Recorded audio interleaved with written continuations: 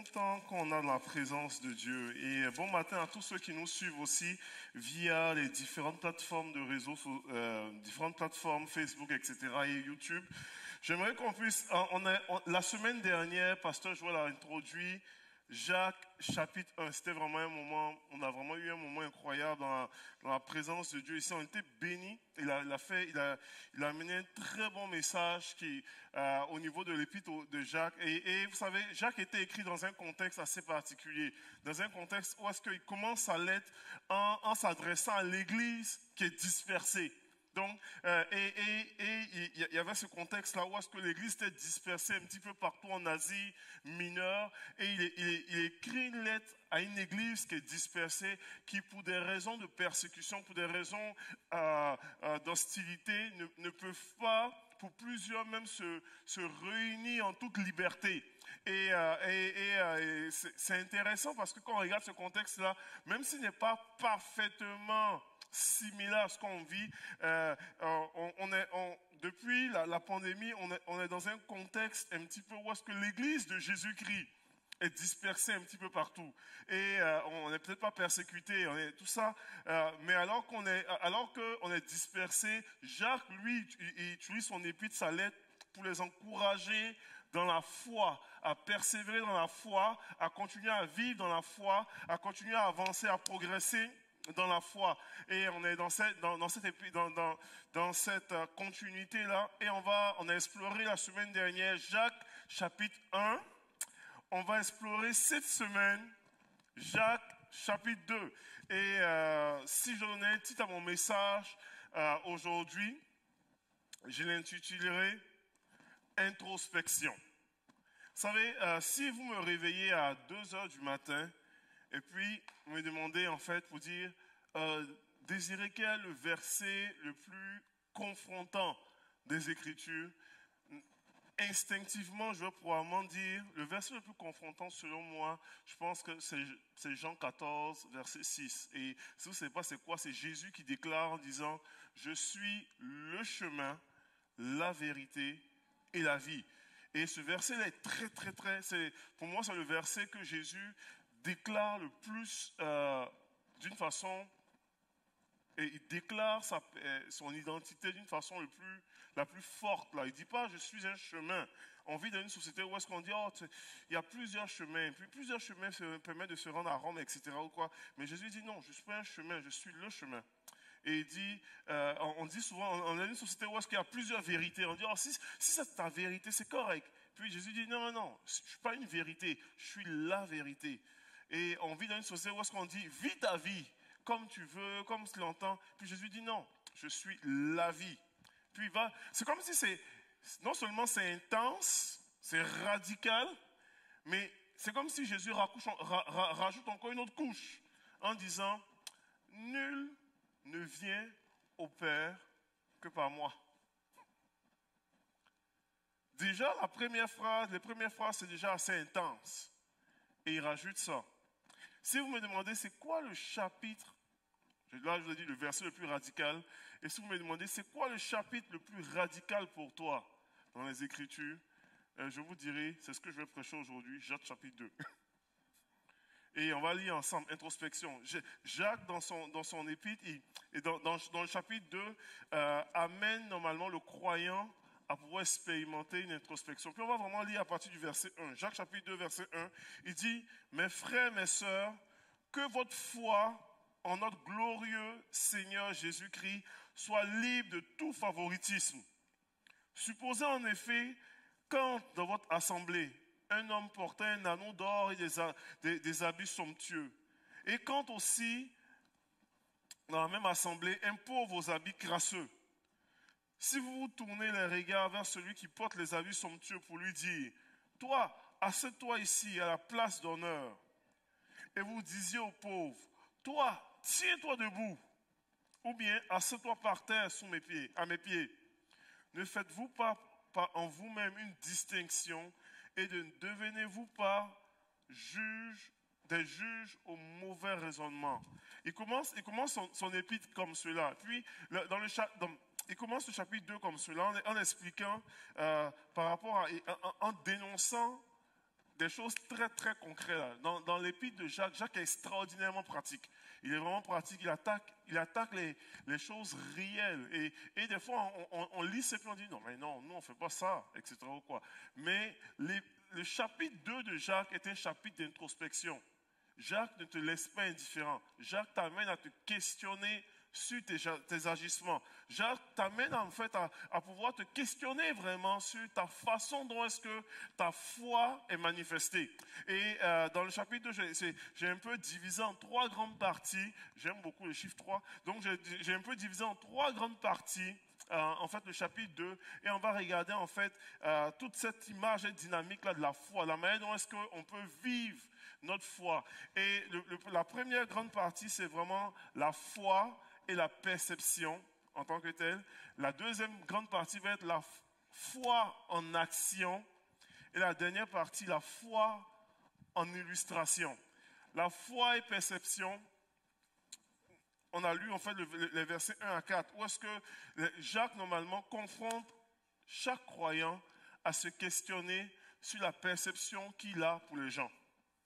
Comment juges-tu les gens? Et il dit que ta foi soit exème, soit complètement dépouillée de toute forme de favoritisme. Il dit, qu'est-ce que le favoritisme? Le favoritisme, c'est un petit peu la tendance à pouvoir donner des avantages à des personnes injustement. C'est sans regard à un mérite, sans regard à... C'est vraiment en fonction de certains facteurs qui sont injustes. Et comment on appelle là? Jacques dit, des fois, comme croyant, même si on ne veut pas se l'avouer, on peut agir en posant des gestes favoritistes, des gestes où est-ce qu'on donne avantage aux gens, où est-ce qu'on se permet de distinguer des gens. Et Jacques, normalement, confronte notre foi par rapport à cela en disant, tu as besoin de traiter les gens dans la balance, la façon dont est-ce que ces gens-là vont être vus et perçus par Dieu. Il dit dans l'épître à Jacques, il prend 2 personnes. Il dit, il y a une personne qui est riche, puis il y a une personne qui est pauvre. Puis il dit, s'il rentre dans ton église, de façon, c'est très caricaturé, on peut être brutalement franc, c'est très caricaturé. On dit, s'ils rentrent dans ton église, est-ce qu'ils vont être traités de la même façon? Puis là, on peut se dire, on dit, mais non, c'est sûr, on va les traiter de la même façon. En sommes-nous réellement si sûrs? Ça va, vous êtes là, toujours avec moi? En sommes-nous réellement si sûrs? Est-ce que je peux vous challenger par rapport à cette chose ce matin? Mon message va être un message demandant, je vous avertis un petit peu. En fait, le texte de Jacques 2 est demandant. Donc, je vais prêcher vraiment selon le texte. En sommes-nous réellement, c'est sûr. J'ai déjà vu une vidéo sur Facebook, YouTube, tout ça, où est-ce que ils ont fait des expériences dans la ville, dans la rue, où est-ce que tu vois normalement une personne qui a toutes les allures d'un sans-abri, un SDF, etc., tout ça, et qui, comment on appelle là, qui commence à avoir une espèce de malaise cardiaque et qui se croule dans la rue. Puis, on est vraiment dans une ville extrêmement populeuse, là, soit comme New York ou dans une ville américaine, nord-américaine, c'est sûr. Et puis, tout le monde passe à côté. Et puis, il est juste en train de tomber. Puis, les gens ne prennent même pas le temps de s'arrêter pour pouvoir voir est-ce que c'est correct, est-ce qu'il est correct ou quoi. Parce qu'il est crasseux. Et parce que, puis les gens dépassent là. Et puis, ils ont dans la même zone, et quelques jours plus tard, ils font la même expérience. Ou est-ce que cette fois-ci, c'est une personne qui est habillée comme ça, exactement comme ça, en veston, etc., bien propre, bien chic, et puis qui se met à juste faire exactement le même geste que le SDF, sauf qu'avoir un malaise, puis tout le monde accourt et s'arrête, naturellement, en tant que tel. Comprenez-vous un petit peu, il y a quelques années de cela, 2 ans de cela, on était en vacances à New York, et puis je suis en train de me balader avec mes gars, et puis il y avait un moment de canicule incroyable, il faisait chaud, là, 40 quelques degrés, et puis on voyait des gens justement crasseux ou qui ressemblent à des sans-abri, tu les voyais couchés à terre, littéralement, tu te demandais si est-ce qu'ils étaient déshydraté ou est-ce qu'il faisait la sieste, tellement c'était tellement difficile. Et puis, les gens passaient là. Puis là, c'est plus une vidéo là, c'était nous qui étions là.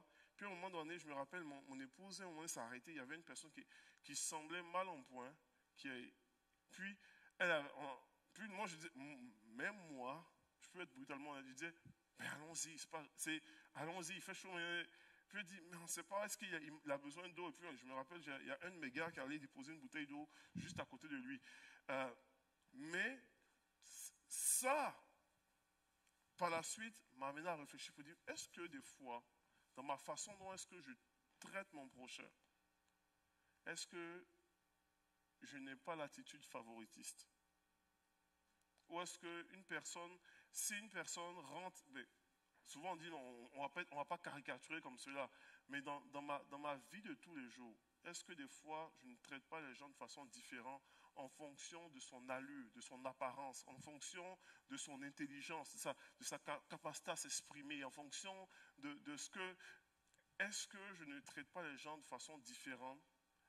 Et si je le fais, la Bible m'invite à pouvoir regarder toute personne, que la personne soit SDF ou pas, que la personne ait le syndrome de Gilles de la Tourette ou pas, que la personne ait des défis dans sa façon de s'exprimer ou pas, la traiter à la même mesure de valeur que cette personne a devant Dieu.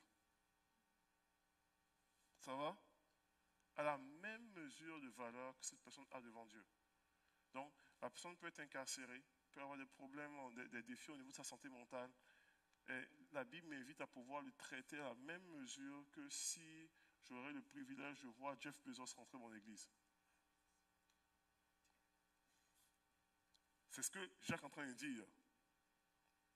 Et puis je dis, c'est vous voyez qu'il y a des gens qui sont des boys. Mais c'est ça, c'est ce que Jacques est en train de dire. Il dit si vous n'agissez pas comme ça, il dit on devient juge de faux raisonnements, de mauvais raisonnements. Notre façon de traiter les gens est débalancée, n'est pas synchronisée avec la façon dont est-ce que Dieu nous appelle à traiter les gens. Ça va? Je vous le dis, ça, et puis je me prêche à moi-même, parce que humainement parlant, tu as besoin de dire, oh, help me Lord. C'est parce que humainement, c'est siffle d'automne, c'est compliqué. Mais c'est ce qui nous appelle à être. Donc voilà pourquoi j'appelle ce message à introspection. Parce que ta foi, automatiquement, il dit, comment est-ce que tu manifestes ta foi? Comment est-ce que tu vis ta foi? Il dit, ta foi, normalement, doit être exempte de toute favoritisme. Il dit, ta foi et la perception que tu as des gens, ces gens-là sont importants au cœur de Dieu. Et Jacques, en plus tard, Jean, c'est Jean qui va un peu renchérir par rapport à Jean, comment peux-tu dire que tu aimes Dieu, que tu ne vois pas? Nous sommes appelés à aimer Dieu de tout notre cœur, de toute notre âme et de toutes nos forces. Il dit, comment peux-tu dire que tu aimes Dieu que tu ne vois pas, mais tu as de la difficulté à aimer ton prochain, créé à l'image de ce Dieu que tu ne vois pas? Vous comprenez-vous un petit peu? Donc il dit, si tu aimes Dieu que tu ne vois pas, tu es aussi appelé à aimer ton prochain, qui qu'il soit, créé à l'image de ce Dieu que tu ne vois pas. Et c'est ça, cette démarche de foi. Ça va? Là, je sens un silence de cathédrale, mais je vais continuer un petit bout encore. Je sais que c'est un message demandant, mais je le fais avec amour. Je ne le fais pas pour vous fouetter ce matin. Je le fais vraiment pour prêcher toute la parole de Dieu. Donc, il y a des fois où est-ce que le message est super encourageant, mais il y a des fois où le message est très introspection personnelle. Il faut dire, oh boy, Seigneur, aide-moi à pouvoir marcher. Et c'est ce que Jacques, c'est un passage confrontant. C'est un message. Donc, il nous confronte comme cela dans la première partie de l'épître de Jacques. Il nous confronte par rapport à notre perception des gens. Puis tu te dis, ok Seigneur, aide-moi dans ma marche dans la vie, dans ma foi, à pouvoir percevoir les gens comme toi tu les vois. Dans la deuxième partie de Jacques, il nous confronte par rapport à l'action. Et à partir du verset 14, si vous êtes avec moi, on va lire encore le passage. Il dit, mes frères et sœurs, que sert-il à quelqu'un de dire qu'il a la foi s'il n'a pas les œuvres? Puis là, tu dis, mais voilà, non. La Bible déclare que nous sommes sauvés par grâce, et ce n'est pas normalement par nos œuvres, nous sommes sauvés. Puis Jacques ne contredit pas ça.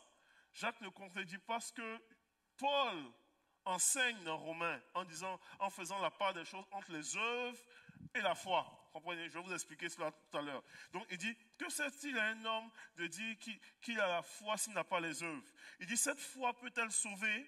Non, bien entendu. Il dit, si un frère ou une sœur sont nus et manquent de la nourriture de chaque jour, et si quelqu'un d'entre vous dise, partez en paix, mettez-vous au chaud, rassasiez-vous, que Dieu vous bénisse, on peut dire ça, sans pourvoir à leurs besoins physiques. À quoi cela sert-il? Puis il continue, il dit, il en va de même pour la foi. Si elle ne produit pas d'œuvre, elle est morte en elle-même. Elle n'est absolument pas nécessaire. Il dit, mais quelqu'un dira, toi tu as la foi et moi j'ai les œuvres. Montre-moi ta foi sans les œuvres et moi, par mes œuvres, je te montrerai ma foi. Tu crois qu'il y a un seul Dieu? Tu fais bien. Les démons aussi le croient. Et eux, ils tremblent. Et Jacques qui est d'accord avec moi que Jacques est quand même radical. Il n'y espère que la foi, comme on le dit, en bonne expression québécoise, tu en prends de tous les bords. Mais là, il parle par rapport, il a commencé le chapitre en parlant de ta perception, de ta foi et ta perception des gens. Perçois les gens comme Dieu les voit, et puis manifeste ta foi par rapport à cela. Et puis il dit, ta foi, normalement, doit être manifestée en action. Et comme je l'ai dit, j'ai dit, l'apôtre Paul parle un petit peu de la foi en disant que ce n'est pas par les œuvres qu'on parvient au salut. Nous sommes sauvés en croyant en Jésus-Christ. Et puis je suis parfaitement en accord avec ça. Nous sommes sauvés en plaçant notre foi en Jésus-Christ. Mais ta foi, et la foi qui est quelque chose d'abstrait. Qui a déjà vu la foi? À quoi elle ressemble? Personne ne l'a vu. La foi qui est quelque chose d'abstrait se manifeste par des actions. Comprenez-vous un petit peu? Se manifeste en action.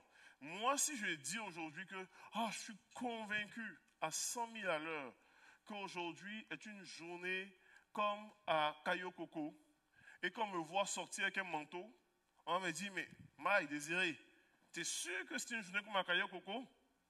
Comprenez-vous un petit peu? Quand tu prends l'avion, ça fait longtemps après qu'on voyageait là, mais quand tu prends l'avion au mois de février, alors qu'il fait moins 30 à Montréal, comprenez-vous? Et que vous prenez l'avion, puis que vous atterrissez à Cancun. Et déjà dans l'avion, vous vous habillez pas en manteau, tout ça. Vous êtes déjà, dès que vous rentrez dans vous êtes dans l'aéroport, avant de monter dans l'avion, dans la passerelle, vous partez vous changer aux toilettes pour enlever vos derniers vêtements d'hiver. Pour que lorsque vous montez dans la passerelle, déjà, vous soyez en gougoune et en petit bermuda avec un t-shirt, parce que vous savez que dans 4 heures de temps, quand le vol va atterrir, vous serez à 30 degrés au soleil. Juste ça. Imaginez-vous un petit peu. Vous anticipez déjà. Vous n'avez pas encore vu le 30 degrés, mais vous avez la foi qu'en février, il fait 30 degrés à Cancun. Vous êtes convaincu de ça. Et vous êtes tellement convaincu que votre action reflète votre conviction. Comprenez-vous un petit peu? Ça, c'est la foi. Rien n'est dit qu'il fait vraiment 30 degrés à Cancun. En fait, c'est la météo qui vous a dit cela. Mais vous y croyez fortement à la météo. Mais Jacques dit, quand tu crois en la parole de Dieu, comme cela, comme la météo, tu agis en fonction de ce que tu crois. Comprenez-vous un petit peu? Tu agis exactement en fonction de ça. Donc, il dit comment est-ce possible de dire que, je crois vraiment à ce que Jésus a dit, je crois à ce qu'il a déclaré, à ses prévisions. Et puis il dit, mais je regarde tes actions, tu portes encore ton manteau. Et puis tu vas à Cancun. Il dit, ça ne reflète pas ce que tu crois. Il dit, montre-moi ta foi sans les œuvres. Puis moi, par mon action, quand tu me verras en gougoune et en bermuda, tu tu sauras que je suis convaincu déjà qu'il fait chaud à Cancun. Tu sais? Ça va, je ne vous ai pas perdu, vous êtes avec moi? C'est ce qu'il est en train d'expliquer là. Il dit, c'est exactement ce qu'il est en train de parler. Et puis il dit, il faut que ce que tu crois se reflète dans tes gestes et dans tes actions de façon très concrète. Et il dit, il faut que ta vie de foi se reflète dans ton tous les jours, dans la façon dont est-ce que tu traites ton prochain, dans la façon dont est-ce que tu vis dans ton mariage, dans la façon dont est-ce que tu gères tes affaires, dans la façon dont est-ce que tu travailles avec tes collègues de travail. Ta vie de foi doit juste refléter tout ça. Ta façon dont est-ce que tu suis Christ, c'est pas juste une question du dimanche matin avec Pasteur Joël, avec l'équipe pastorale, c'est une question du tous les jours. La façon dont est-ce que tu traites tes voisins, la façon dont est-ce que tu traites ta famille, ta foi doit refléter dans tout ce que tu fais et dans tout ce que tu vis. Il dit, on doit voir des fruits concrets de ta foi. Et c'est ce qu'il est en train de faire, juste ressortir et puis expliquer cela de façon très concrète. Je veux vous savez, dans les Écritures, puis je vais aller vite quand même, là, dans les Écritures, on le voit normalement à travers les passages. Comment est-ce que la vie de foi arrive à transformer, comment est-ce que la foi a transformé le message de Paul, les actions de Paul, les apôtres ont été transformés par leur foi, etc. Et c'est ce que Christ nous appelle à pouvoir manifester aussi aujourd'hui en 2020. Et j'ai une vidéo que je vais vous montrer tout à l'heure par rapport à ça. Vous savez, je vais comment on appelle là, je pense que pendant que Yannick prépare la vidéo, une des choses que je vis en prison, que je partage aux gars en prison, j'ai vu en prison des gars qui de par leur vie, ils sont en prison pour une cause des fois. J'ai déjà vu des cas qui sont en prison pour des causes de meurtre. Donc quand tu es condamné pour un meurtre, souvent c'est vraiment prison à vie, sans possibilité de libération avant un très long terme. J'ai déjà vu des cas de gens qui ont été en prison pour meurtre, sans possibilité de libération pendant 25 ans, donc meurtre au premier degré. Et pendant le processus, donnent leur vie au Seigneur. Puis tu les vois dans leur vie, dans leur démarche, dans leur foi, une transformation incroyable. Ils sont encore traités comme des meurtriers. Ils sont dans un environnement extrêmement difficile, souvent à sécurité maximale, tout ça. Mais tu vois normalement toutes les actions qui ne reflètent pas l'étiquette qu'on veut les faire porter. Comprenez-vous un petit peu? Puis et puis c'est souvent, ce sont les officiers ou les gens qui sont pas chrétiens forcément, qui disent, ce gars-là est différent. Cette personne-là est plus pareille. Il a complètement changé. Qui reconnaissent, puis la personne en question n'a pas besoin de dire forcément, hey, je m'appelle Désiré, je suis chrétien.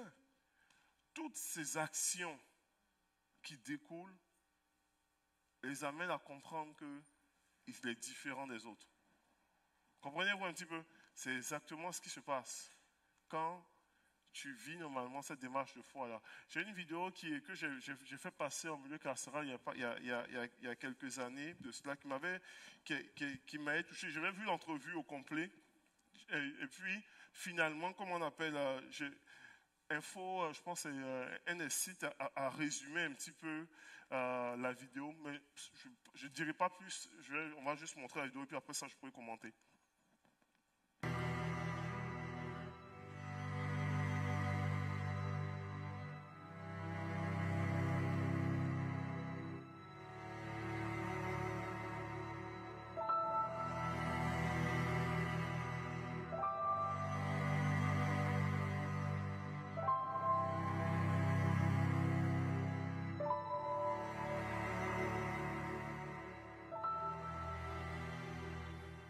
We were aware that this may very well be our last opportunity to see each other. It was extremely sad. We touched the glass with our hands and said goodbye, and then we left and drove to Huntsville, where the execution would take place. And finally, about 4:55, we said, okay, well, we're going to say goodbye now. We told him how much we love him, how much God loves him, and that we were continuing to pray up until the minute. I got the news by phone. We were praying. There were about a dozen of us there. Keith Hampton, our attorney, phoned and told me that the sentence had been commuted. I know that he's repentant, and he's not the same person he was. He's 38 years old now. He spent the last 11 years in prison and he's been a model prisoner that whole time. Forgiveness is necessary if you want to heal from a loss. If you're bitter and angry, forgiveness will never be, healing will never be complete. The forgiveness helps you reach the point where you can be healed. And it's kind of, somebody described it as a gift that you give yourself so that you can heal. What happened to me was unusual, and I can't really explain it very well. But I think God met me that night in the hospital and helped me come to a complete forgiveness for, even though I had no idea who it was to, and it was certainly before I found out that Bart might be involved. Imaginez-vous, j'avais vu l'entrevue, c'était complètement malade là. C'est son garçon, son plus vieux, qui était enragé contre sa famille, puis il a engagé un tueur à gages pour pouvoir éliminer sa famille au complet. Et le tueur à gages est venu tuer sa mère, tuer son petit frère, tirer sur son père, mais son père a eu le thorax, mais son père a survécu miraculeusement. Et l'enquête a finalement a remonté contre lui, il était condamné, etc., tout ça. Mais le père qui décide de pardonner, écoute, il a perdu sa femme, il a perdu son enfant, et qui décide de pardonner à son fils qui a tenté de le tuer. Son fils qui se convertit là.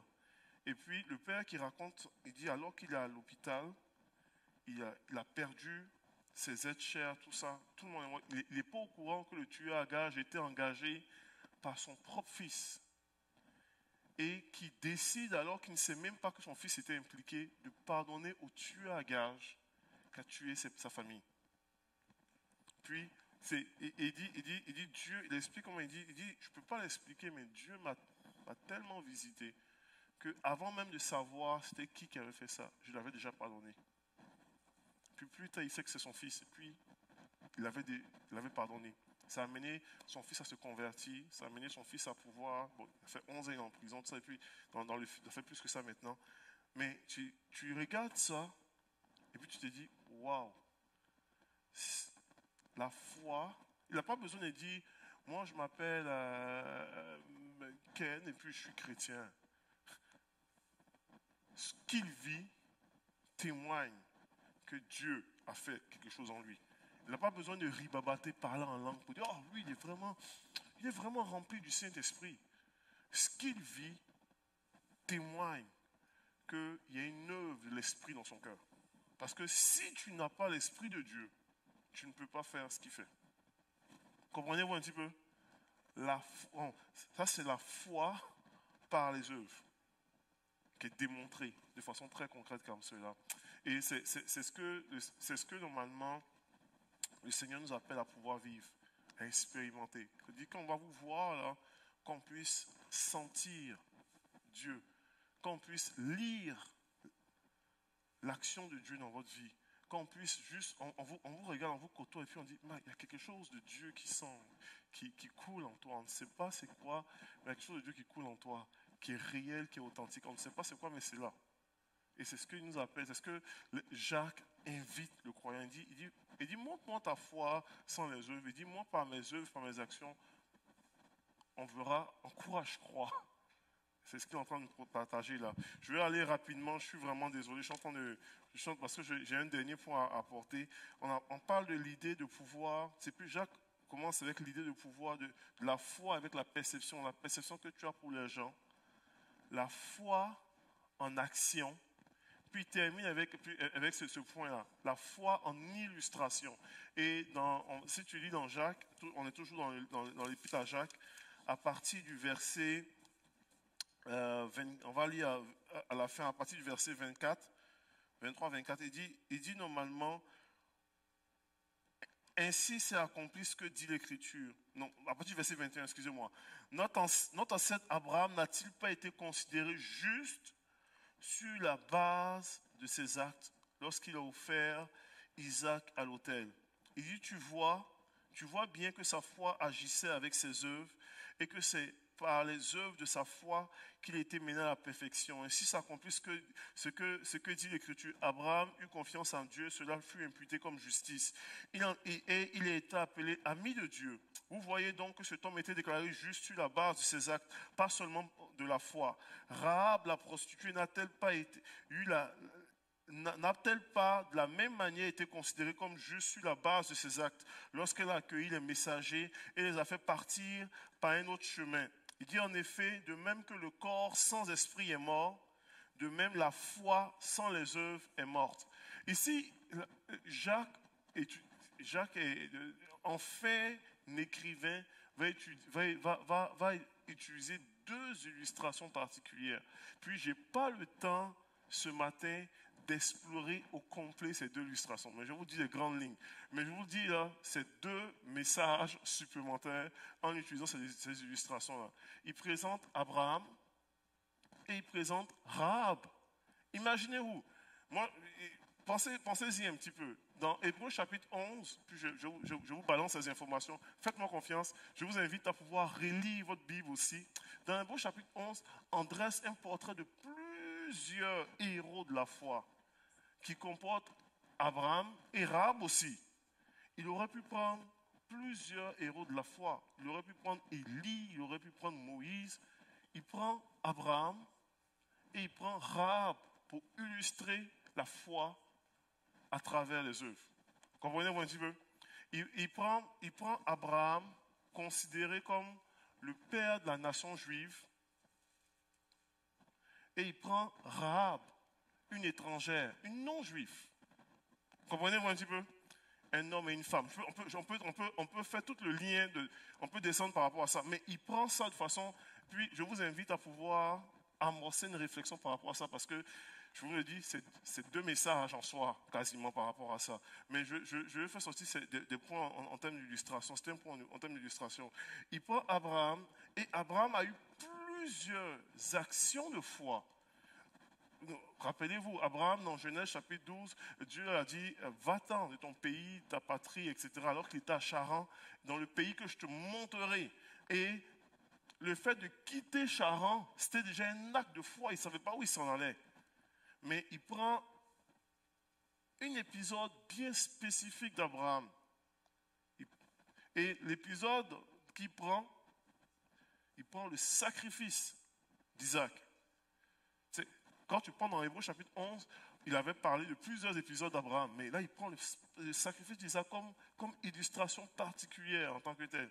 Puis Rahab, il prend vraiment toute l'historique en question. Mais je vais vous mettre dans le contexte un petit peu. Il prend le sacrifice d'Isaac. Vous lirez Genèse chapitre 22. Genèse chapitre 22 dit quoi? Lorsque Dieu appelle Abraham à sacrifier Isaac, il dit, vas-y, prends le fils que tu aimes. Il dit, Dieu spécifie, il dit, prends le fils que tu aimes, prends ton unique, Isaac, amène-le sur une des montagnes Moriah, où est-ce que tu l'offriras en sacrifice? Vous comprenez très bien qu'Abraham, là, il a quitté Charan, son pays quand il avait 75 ans, avec une promesse qu'il va avoir un enfant. Il a attendu longtemps pour cet enfant-là. Et puis sa femme était aussi stérile, elle ne pouvait pas avoir d'enfant, c'était bien compliqué. À un moment donné, c'était tellement long que Sarah lui a dit, ben regarde, on va aider Dieu à accomplir sa promesse là, va prendre une de mes servantes puis faire un enfant. Finalement, Dieu dit, non, c'est pas l'enfant de la promesse.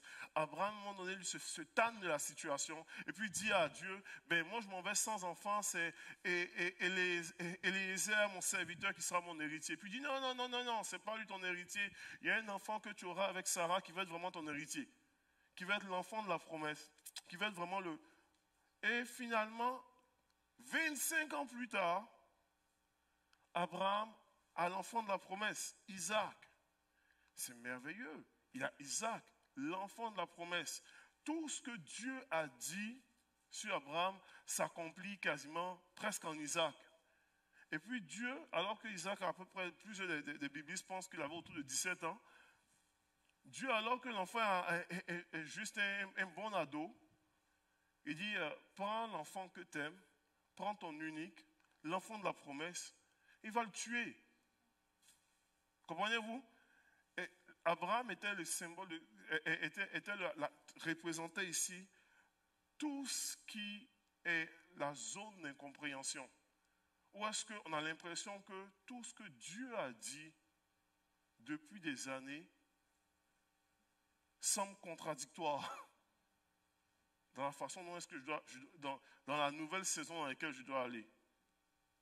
Puis Abraham, ici, dans cette zone d'incompréhension, il dit même pas à sa femme, parce que je suis sûr que s'il avait dit à Sarah, elle aurait dit, tu sais quoi mon petit Pete, tes expériences avec Dieu là, tu vas le faire, mon petit gars va rester ici. C'est clair que tu ne l'emmènes pas quelque part. Je suis pas mal certain de ça. Donc il prend son enfant sans dire à la maman, puis il l'amène sur la montagne, et puis il a l'intention littéralement de le tuer, de le sacrifier en action de foi. Comprenez très bien que Dieu n'a jamais demandé ça à aucune autre personne dans l'histoire, dans la Bible. Et aucune autre personne n'était.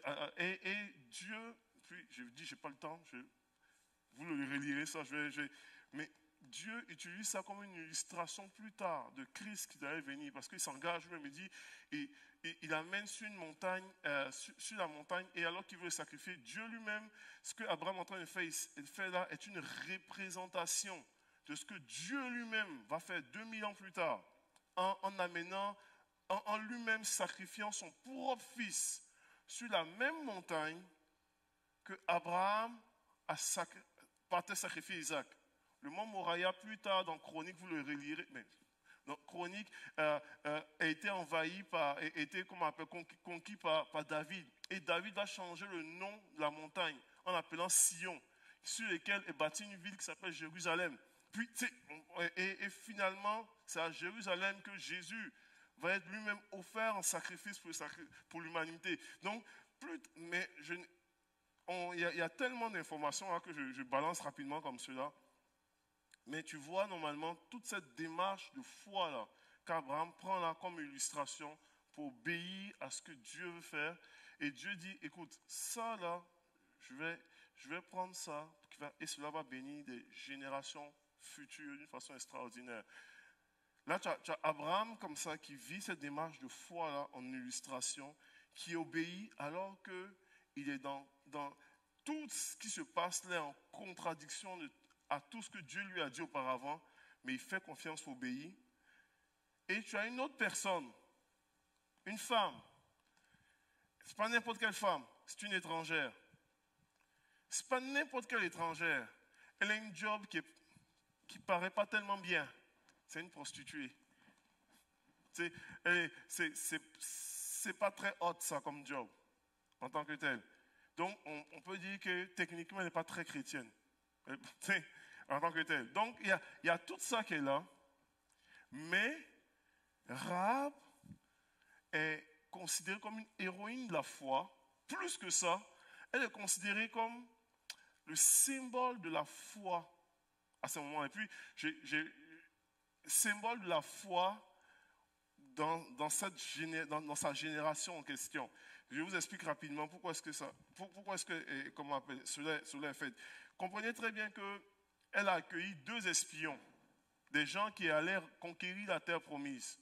Et comprenez, il y a plusieurs informations que je vais balancer encore, excusez-moi encore là, mais faites-moi confiance, vous le relirez dans vos écritures. Josué chapitre 2. Donc, Genèse 22, Josué chapitre 2, pour ceux qui prennent les notes. Josué chapitre 2, Josué a envoyé 2 espions. C'est très intéressant. Parce que 40 ans auparavant, Moïse avait envoyé 12 espions pour explorer la terre promise. Et puis, sur les 12 espions qui vont explorer la terre promise, il y a 2 qui ont un rapport favorable que, allons, faisons confiance à Dieu, on va être vainqueurs, Josué et Caleb.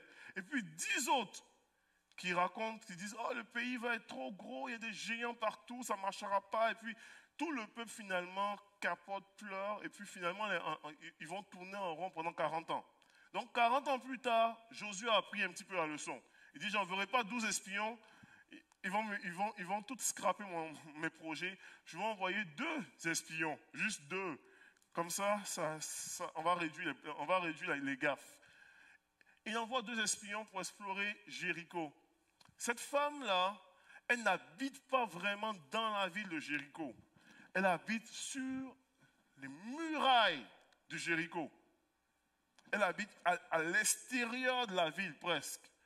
Elle est littéralement en 2 zones, en 2 murs, entre le peuple d'Israël qui arrive et son propre peuple qui elle-même, à cause de par sa fonction, probablement vit une forme de rejet. Son peuple ne veut pas trop s'identifier à la prostituée. Comprenez-vous? Voilà pourquoi elle habite sur la muraille de Jéricho. Donc, elle-même, elle est étrangère parmi ses siens. Et elle se retrouve, suivez très bien le truc, elle se retrouve sur la muraille. Quand vous lirez normalement dans Juge, vous réaliserez que elle est consciente de ce qui va prendre place, que sa nation, dans quelques semaines, dans quelques jours, même pas semaines, va être détruite. Et les murs sur lesquels sa maison est fondée vont être complètement écroulés. Elle est consciente de ça. Et elle a le symbole de gens qui se tiennent normalement sur des fondements qui savent très bien qu'ils sont pour être ébranlés. Ils ne sont pas solides. Elle est sur des murs qui vont être écroulés. Et puis, des espions arrivent. Et ces espions-là sont des représentants concrets du manque de foi. Ils ont le Dieu d'Israël qui est avec eux. Dieu leur a dit, montez, vous serez vainqueurs. Ils ont Dieu avec eux. Dieu leur a donné une parole. Mais ils ont besoin encore de conviction. Tellement besoin de conviction qu'ils doivent aller explorer Jéricho, parce qu'ils ne sont pas convaincus. Encore que Dieu est vraiment avec eux. Comprenez-vous un petit peu? Et puis, c'est l'étrangère qui va leur donner le boost nécessaire pour qu'ils aient la foi. Ça va? C'est l'étrangère qui leur donne le boost nécessaire pour qu'ils aient la foi. C'est elle qui dit, je le sais, le Dieu. Et puis elle appelle littéralement comme ça. Quand tu prends le texte original, elle dit, le Seigneur Yahweh est avec vous. Elle le nomme, ce qu'eux ils ne voient même pas dans leur propre vie. Elle dit, Yahweh est avec vous. C'est le Dieu, comment on appelle? Elle dit, c'est lui qui est au-dessus de tout. Et puis, elle dit une expression, vous le lirez encore dans Josué chapitre 2. Elle dit, c'est lui normalement qui domine dans le ciel et qui domine sur cette terre. Et cette expression dit là, je vous dis une chose là, il y a 3 personnes dans l'Ancien Testament au complet qui ont déclaré ça comme cela. Vous voulez savoir c'était qui? Moïse, Salomon et Rahab. C'est Rahab qui danse, on ne sait pas où elle a compris ça, mais elle a su que Dieu dominait dans le ciel et sur la terre. Un modèle de foi là. Puis elle partage, elle, ce qu'elle croit. Et puis, les espions, ils entendent ça, puis ok. Rahab est le symbole de personnes qui se tiennent sur des... Puis, je suis en train de déborder de mon temps, là, qui se tiennent sur des bases qui semblent ébranlées, mais qui a la foi normalement pour booster, pour encourager ceux qui devaient avoir là, ceux qui sont appelés à pouvoir croire et avancer. Et Jacques utilise ces deux personnages-là pour dire, écoutez, votre foi est appelée normalement à persévérer quand vous ne comprenez pas et que toutes les choses semblent contradictoires. Mais votre foi aussi est appelée aussi à encourager ceux qui sont autour de vous, qui ont besoin d'être encouragés, d'être ravivés. Votre foi est appelée à pouvoir les stimuler. Et je veux vraiment terminer avec cette pensée-là. Vous m'excuserez d'avoir un petit peu débordé dans le temps. Je veux vraiment terminer avec ce point-là. Alors que on voit cela Dieu nous appelle à pouvoir, puis à travers la lettre, à travers le chapitre 2 de Jacques, à pouvoir faire une introspection de notre vie, mais de notre foi aussi, sincèrement. À faire une introspection et dire, ok Seigneur, comment est-ce que je perçois mon prochain? Est-ce que je les vois comme toi tu les vois? Est-ce que je les traite comme tu aimerais que je les traite? Alors que je déclare croire en Dieu, alors que je déclare placer ma confiance en ta parole, est-ce que mes actions reflètent mes convictions? Et alors que je déclare avoir ma foi en Dieu, est-ce que ma foi persévère même quand je ne comprends pas tout? Et est-ce que ma foi stimule et encourage mon prochain, celui qui est autour de moi? Et l'apôtre Jacques, le demi-frère de Jésus, dans son deuxième chapitre, il nous confronte là, pour dire arrête-toi et questionne-toi réellement sur ta foi. Arrête-toi et aie cette introspection-là. Et ce matin, je ne peux pas prêcher ce message-là sans m'auto-prêcher. Parce qu'il n'y a personne qui lit Jacques 2 et puis lit ça au-dessus de tout le monde pour dire, ok, toi, voici les choses, comme ça fonctionne. Il n'y a personne qui lit ça. Quand tu lis Jacques 2, toi-même, tu ouvres ta Bible et puis tu dis, oh, ouais, Seigneur, aide-moi.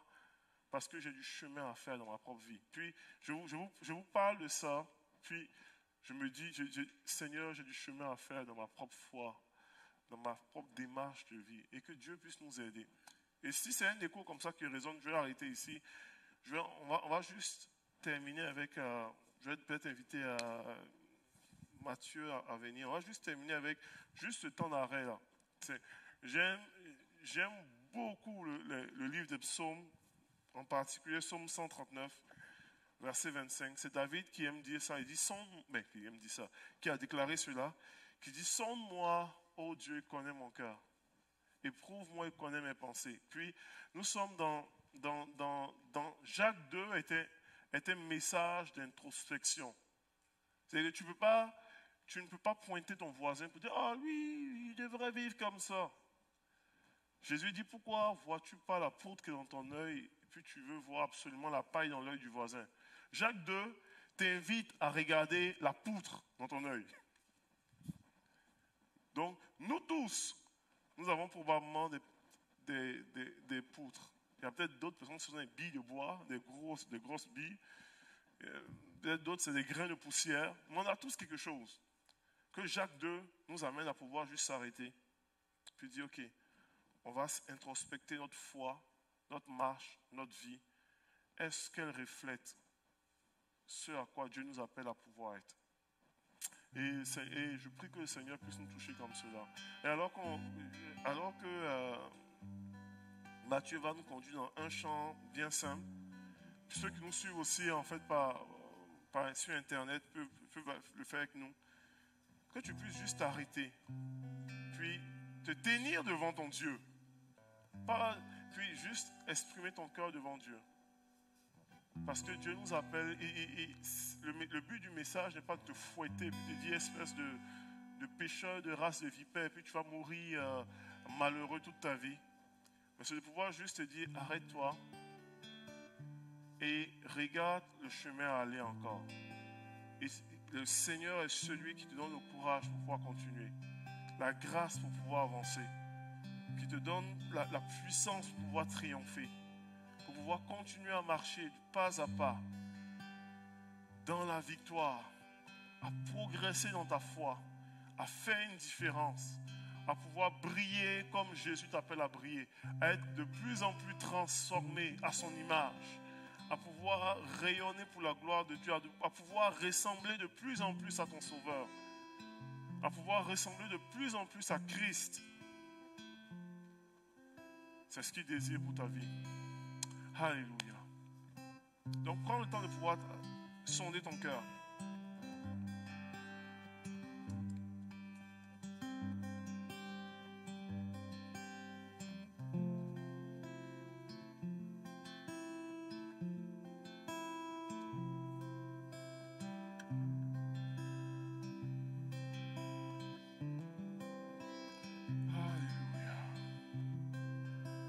Seigneur, sonde nos cœurs, oh Dieu, sonde nos vies, Seigneur Jésus. Seigneur, nous voulons être des croyants, des chrétiens, des chrétiennes, Seigneur Dieu, qui marchons avec, qui vivons une foi authentique, une foi avec une perception des gens renouvelée au nom de Jésus. Où est-ce qu'on voit les gens, où est-ce qu'on traite les gens, où est-ce qu'on se comporte avec les gens de façon saine et authentique au nom de Jésus. Où est-ce que, Seigneur Dieu, notre foi est démontrée en action, est démontrée en action dans tous les aspects, Seigneur Dieu, en capacité à pardonner, en capacité à aimer, Seigneur, à pouvoir être généreux, à pouvoir vivre le miraculeux, à pouvoir être comme Jésus, à pouvoir être, à ressembler à Jésus à tout point de vue, à tout point de vue. Notre capacité à pouvoir, Seigneur Dieu, traiter les gens, Seigneur, à pouvoir aimer les gens, à pouvoir confronter ce qui doit être confronté, à pouvoir pardonner, à pouvoir donner généreusement. Au nom de Jésus, nous voulons ressembler à Christ. Nous voulons ressembler à Christ, Seigneur. Nous voulons ressembler à Christ. Nous voulons ressembler à Christ. Nous voulons ressembler à Christ. C'est ta parole qui déclare que c'est en Antioche que pour la première fois les disciples furent appelés des chrétiens. Les disciples de Jésus furent appelés des chrétiens, des personnes qui ressemblaient à Christ. Et Seigneur Dieu, je veux prier par rapport à cela, Seigneur Dieu. Notre façon, Seigneur, de traiter nos voisins, notre façon de traiter notre famille, notre façon de pouvoir collaborer avec les gens, notre façon de vivre de notre société, Seigneur, notre façon de pouvoir se tenir dans notre société, notre façon de pouvoir parler, de pouvoir agir, de pouvoir faire, Seigneur Dieu, des gestes, que dans tout ce que nous faisons et nous déclarons, Christ puisse rayonner. Christ puisse rayonner. Christ puisse rayonner au nom de Jésus. Au nom de Jésus. Au nom de Jésus.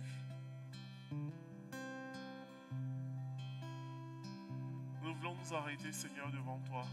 Et aide-nous dans notre foi. Aide-nous dans notre foi. Aide-nous dans notre foi.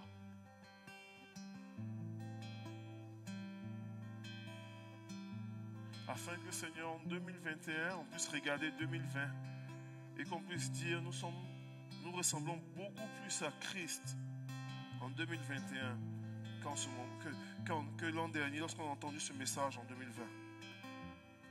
Qu'à chaque jour, nous puissions être des gens qui te ressemblent. Merci, Seigneur, pour ta grâce, pour ta parole, pour ton œuvre en nous, pour ta bénédiction. Dans le nom de Jésus. Amen. Amen, amen, amen. Amen. Je sais, c'est un message qui est quand même défiant, demandant, tout ça. Mais qu'on puisse garder cela dans notre cœur. Je vous encourage. Si vous êtes des passionnés de la parole de Dieu, là, je vous invite à pouvoir lire Jacques 2. Puis allez explorer. Allez explorer Genèse 22, sacrifice d'Isaac, Rahab, Josué chapitre 2. Explorer, puis regarder un petit peu. Puis vous allez voir qu'il y a des pépites d'or là, à travers les récits comme ceux-là, qui sont intéressants, qui nous laissent des principes là, pour notre vie à nous, notre façon de marcher. Puis je vous l'ai dit, j'ai pas eu le temps d'explorer tout ça. Ça m'aurait pris 2 heures de message là, pour qu'on puisse regarder en détail. Mais je vous invite à pouvoir explorer dans les exemples qu'il utilise en illustration, sont des exemples de foi extraordinaires, des exemples de foi très précieux. Et il y a tellement de belles leçons que si on le comprend, pour moi c'est une pépite d'or. Jacques II, c'est une pépite d'or. Si on le comprend, ça va switcher notre perception au niveau de notre marche de foi, puis notre démarche de foi. Parce que à la fin de la journée, là, la vie chrétienne, c'est une question de grâce et de foi. C'est tout. De grâce, Dieu qui manifeste sa grâce envers nous, et une marche de foi de tous les jours, dans tous les aspects de notre vie. C'est tout. Il n'y a pas d'autre chose. C'est vraiment tout. Et quand tu comprends ça, les jours deviennent des mois deviennent des années deviennent des décennies. Les saisons changent, mais tu es en progression dans ta foi et dans ta marche avec Christ. Et puis tu vois la fidélité de Dieu à travers les saisons. C'est une question de grâce et de foi. Je vous aime très fort dans le nom de Jésus.